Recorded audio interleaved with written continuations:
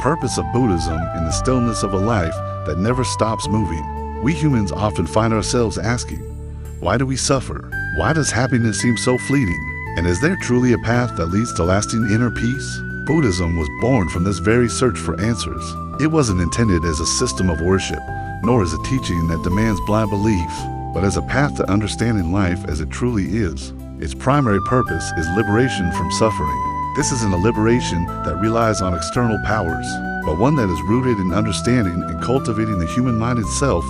The Buddha taught that suffering is not a curse, nor is it a fixed fate that cannot be changed. Suffering, he explained, arises from specific causes: ignorance, clinging desire, and recurring hatred within our minds.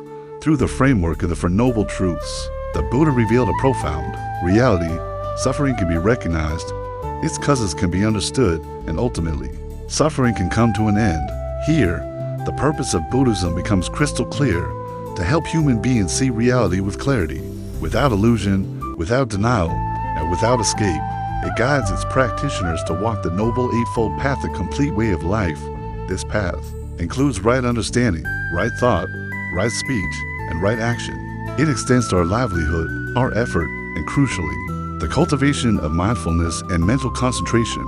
This path is not merely a theory to be studied, but a practice to be lived in everyday life. The logic is simple yet powerful. When we guard our conduct, our words, and our actions, the mind naturally becomes calmer.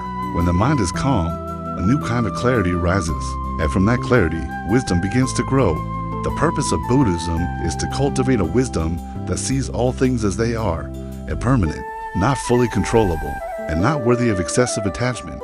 When we truly grasp this, we are no longer enslaved by an endless cycle of desires. We are no longer shaken by praise and blame, and we are no longer consumed by anger and hatred. We find a stable center within ourselves. The culmination of this path is called Nibbana, often translated as nirvana. Nibbana is not a heaven, nor is it a distant place somewhere beyond our reach. Nibbana is a state of mind, attainable here and now. It is a state free from the fires of greed, hatred, and delusion. It is an unshakable peace, a profound stillness, even as the world around us continues to change and churn. Yet, Buddhism does not teach a selfish form of liberation. This inner freedom naturally goes hand in hand with the growth of love and concern for all beings. Through the cultivation of Metta, unconditional loving kindness, cruel compassion for the suffering of others, mudita joy in the happiness of others, and upeku mental equanimity, the purpose of Buddhism expands. It moves beyond personal liberation into a genuine contribution to peace in the world. A mind free from its own turmoil doesn't create turmoil for others. In fact, it naturally wishes for their well-being. This is a core part of the practice. The Buddha never asked his followers to believe blindly.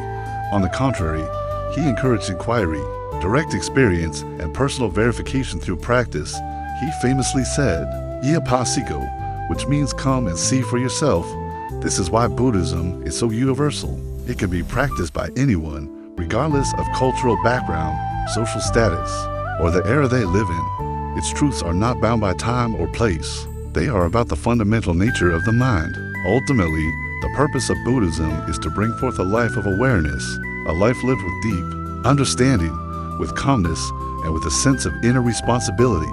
When you understand your own suffering, you become less likely to add to the suffering of others. When your mind is liberated, peace radiates from you naturally, and from one peaceful mind, that peace can expand, touching families, communities, and a world that is desperately searching for calm.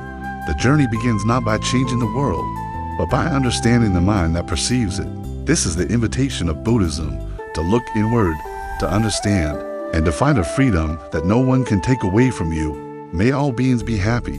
May all beings be free from mental and physical suffering. Thank you for watching. If this resonated with you, consider subscribing for more explorations into the nature of the mind and the path to inner peace.